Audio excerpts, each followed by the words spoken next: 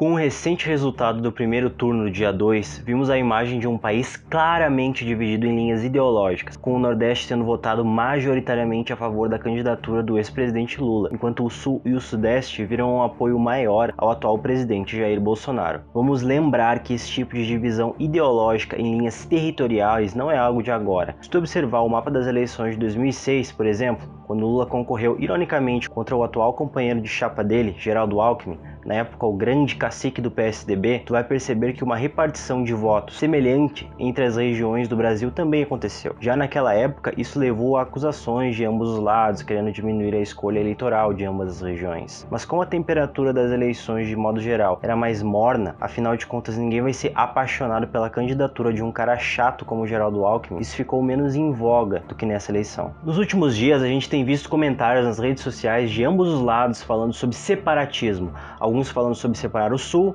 ou o Sudeste, ou mesmo o Nordeste do resto do Brasil. Como se ao separar o país em 2 ou 3 pedaços, tu pudesse resolver os problemas da nossa nação. Nesse vídeo eu vou mostrar o porquê isso está errado. Se tu gosta desse tipo de assunto, não se esquece de se inscrever e deixar o like, beleza? Déficit e superávit. Primeiro, sim, alguns estados da federação arrecadam para os cofres federais mais do que eles recebem em verbas da União. Em caso de uma eventual separação, estados como São Paulo, teoricamente teriam acesso a bilhões de reais em orçamento extra para gastar dentro do seu território em obras e projetos de todos os tipos. Os que argumentam no sentido de que o Sul ou o Sudeste deveriam se separar do resto do país costumam apontar esse fato como uma prova de que essas regiões estariam melhor sem o Norte ou o Nordeste. Mas isso é uma visão míope, foca apenas em um aspecto e falha em observar o todo. Todas as regiões do Brasil são bastante dependentes do comércio com os outros estados, e a repentina quebra dessa grande área de livre comércio chamada Brasil levaria a inúmeros prejuízos para as economias de todos os estados da federação, inclusive os mais ricos. Mas esse não seria o único problema. Lembra que eu falei que um estado de São Paulo independente teria acesso a bilhões de reais extras? Bem, não é bem assim. Caso um dos estados do Brasil se separasse da federação, ele buscaria criar uma moeda nova e independente como forma de se firmar como um estado soberano, o que significaria o abandono do real como moeda oficial. Portanto, mesmo São Paulo, teoricamente o mais forte dentre um dos possíveis estados separatistas, seria extremamente onerado pelos traumas de ter que estabilizar uma nova moeda, provavelmente tendo que adquirir bilhões em moedas de reserva internacional, como dólar, libra e euro. Mesmo assim, temos que lembrar que uma população razoável e uma economia de grande porte não são uma garantia de moeda estável. O Brasil tinha tudo isso no final da década de 80, e isso não impediu o avanço da hiperinflação, que foi apenas contida a duras perdas e sacrifícios com o Plano Real na década de 90. Para quem quer um exemplo mais contemporâneo, temos a Argentina, que apesar de ser um país de economia e população razoável, não consegue manter a confiança na sua moeda e está sofrendo com altos níveis de inflação atualmente. Ou seja, não vale a pena jogar fora todo o trabalho que o Brasil teve em criar o real, estabilizá-lo como uma moeda relativamente forte, com o poder de realmente pautar a economia dentro do seu território, uma moeda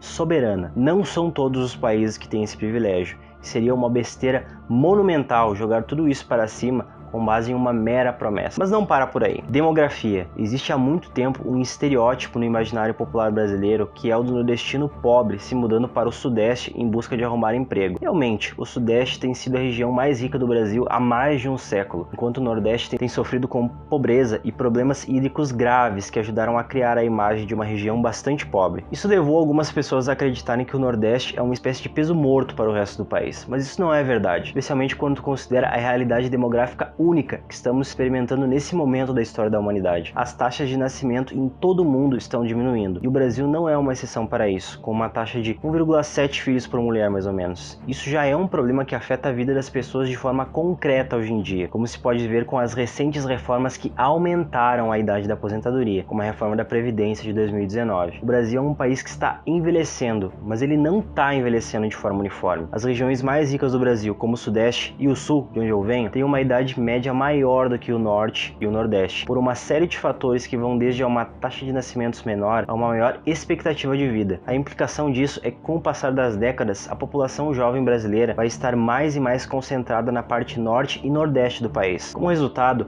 o dinamismo econômico do Brasil vai estar cada vez mais dependente do Nordeste ou de populações oriundas do Nordeste, considerando que para um país crescer, ele precisa de jovens adultos que possam trabalhar e sustentar a previdência dos mais velhos. O capitalismo depende de crescimento, e as regiões norte e nordeste do país são exatamente os lugares onde existe mais possibilidade de crescimento, justamente pela sua população média mais jovem. Mas os problemas do eventual separatismo não param por aí. A dimensão estratégica. Caso o Nordeste fosse separado ou se separasse do Brasil, seria basicamente impossível para um governo baseado na região Sudeste manter o controle sobre o Norte do Brasil. Existem ligações rodoviárias passando pelo coração do Brasil e conectando os grandes centros populacionais do Rio de Janeiro e de São Paulo à bacia amazônica, mas essas ligações são esparsas e insuficientes para projetar controle sobre a floresta amazônica de forma satisfatória. Ultimamente, o controle do Brasil sobre o Amazonas é garantido da mesma forma que os portugueses o garantiam séculos atrás, pelo domínio sobre o delta daquele rio, próximo à ilha do Marajó e de Belém do Pará. Caso o Nordeste se separasse, o norte do Brasil iria essencialmente virar um enclave marítimo, sem uma conexão terrestre viável pelas estradas da costa do Nordeste. Como resultado, seria muito difícil que o Brasil continuasse controlando aquela região. A separação de qualquer pedaço de um país como o Brasil seria um sinal para forças internacionais atuarem no sentido de pressionar o país no seu momento de fraqueza e extrair o máximo de fragmentação política e territorial possível em um menor espaço de tempo.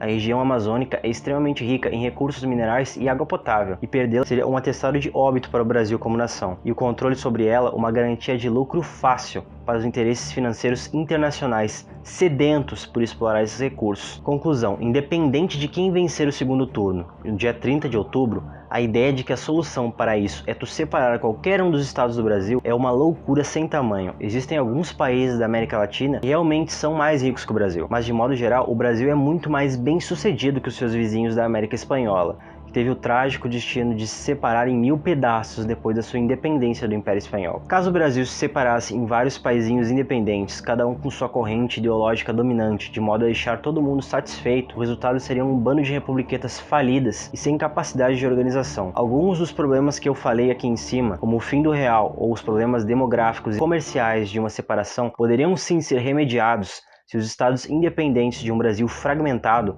concordassem em manter uma moeda única, uma área de livre comércio e uma zona de livre movimento. Mas se é para ter esse nível de integração confederal semelhante ao que já existe na União Europeia, então não estamos falando de estados independentes em si, mas de uma descentralização política do Estado brasileiro, que já é questão para outro vídeo. Ultimamente, o Brasil é um dos poucos países da América Latina que tem potencial de ser realmente independente, caso um dia desperte para o seu potencial. Os países pequenos são fracos demais para isso, e no final das contas são meros espectadores do embate entre as grandes potências, sem capacidade de pautar o seu destino de forma ativa, mas meramente de nadar na direção da correnteza, seja ela favorável ou não. Por essa e por outras razões, eu vou ser sempre contra qualquer tipo de separatismo do Brasil, seja qual for, como nenhum nacionalista ou patriota de fato poderia deixar de ser. Vocês concordam com a minha opinião? Deixa nos comentários a de vocês. E se tu gostou do vídeo, não se esquece de deixar o like, se inscrever e ativar o sino para me ajudar a fazer mais vídeos sobre esse assunto. Agradeço muito a atenção de todos e até mais.